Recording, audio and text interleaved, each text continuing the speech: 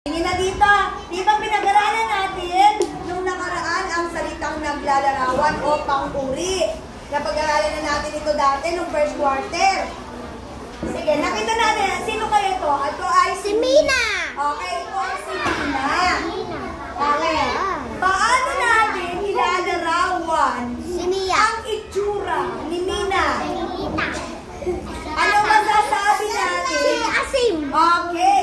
Si Mina. Asim. Pakinggan. Kami dito. Si Mina Ay. sabi ni Ano Ezekiel ay maganda.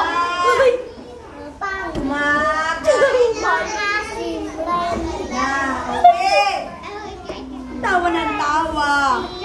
Okay, alin ang basahin ka natin ang pangungusap? Si Mina ay maganda. Parang wala akong narinig. Okay. Basahin ang pangungusap. Si Mina ay maganda.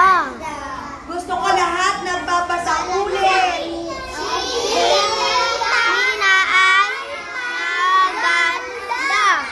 Alin ang salitang naglalarawan na ginamit dito sa pangungusap nito? Maganda. Very good. Maganda. Si Mina daw ay maganda. Ang salitang naglalarawan ay Maganda. Salamat naman, naalala mo kayo. Tinuturo ni teacher sa inyo. So, ang salitang naglalarawan ng pang-uri ay maganda. Inilarawan ang nilarawan ang itsura ni Mina. Mina. Ay, anong tawag sa Mina? Anong ito?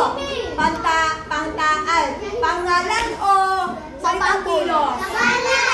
Pangalan. Pantangi o pambala na? Pangangit. Ay, pantangi. Minasagot pa rin tagang pambala na. Pambala na. Pambala. Pantangi yan. Pantangi. Okay, next. Okay. Mangga. Ano naman ito? Angga. Masim. Ito ay Masim. paano naman natin ilalarawan ang lasa? Masim. Masim. Maasim. Sabihin mo sa buong pangungusap. Maasim. Sabihin nga sa buong pangungusap. Asim. Ang sabi ko, sabihin, ano gusto ko pangungusap? Tungkol sa mangga. Very good. Masarap ang mangga. Masarap ang Rap. mangga. Alin dito ang ginamit natin paglalarawan? Masarap. Basahin nga natin lahat ng pangungusap sa tungkol sa mangga. Masarap ang Mangga. Sabi niya, mangga. Alin ang salitang naglalarawan sa pangungusap na ito? Very good. Masarap. Ilalarawan ang ano?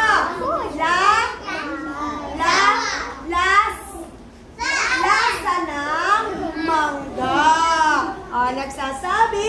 So, ibig sabihin, paglalarawan nagsasabi din sa lasa. Okay, number 3. Ating na natin. Magbigay kayo ng pangungusap na may salitang naglalarawan tungkol sa elephant. Umay. Elephant tayo. Anong masasabi sa biga? Sa elepante. Sa itsura.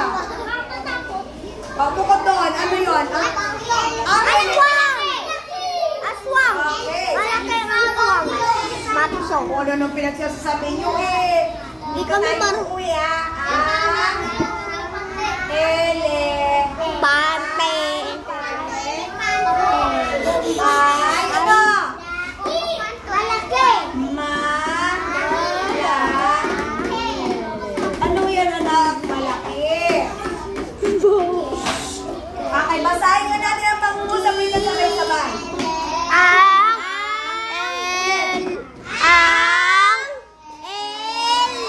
elepante ay malaki.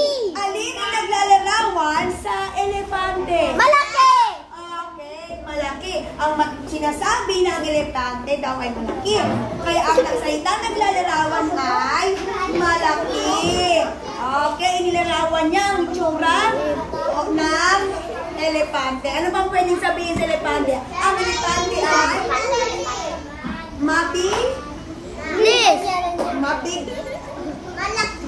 bukod sa malaki. Mabigat. Ay, kuhan basta na. Ano nata kayo eh. Parang gusto nyo talaga uwi. Wala pang uwihan sa gitna. Next. Motor. Okay, motor. Ano naman ang salita? Bigyan nyo ako ng pangungusap tungkol sa motor. Motor. Ang motor ay mabigat isang uri ng sasakyan. Ang motor ay ano? Mabigat. Maingay, pwede. Pwede rin mabigat. Ano pa? Mabilis. Ang motor Mabilis to si Baboy. ay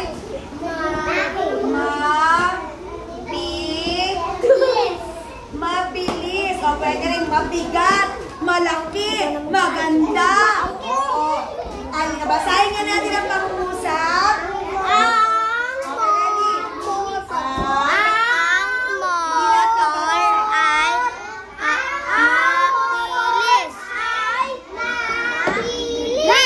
Mabilis. Alin ang salita naglalarawan tungkol sa motor? Mabigat. Ha? Mabilis. Mabilis. Nilalarawan ang motor ay mabilis. Okay. Ang nagsalita, nakikinig na. Oh, wait lang. So, ang salita naglalarawan ng itsura, ng laki, ng ugis, ng bilang, at saka ng itsura, pwede rin sa lasa. Oh, diba? Ilarawan nyo nga, tingnan nyo nga yung katabi ninyo.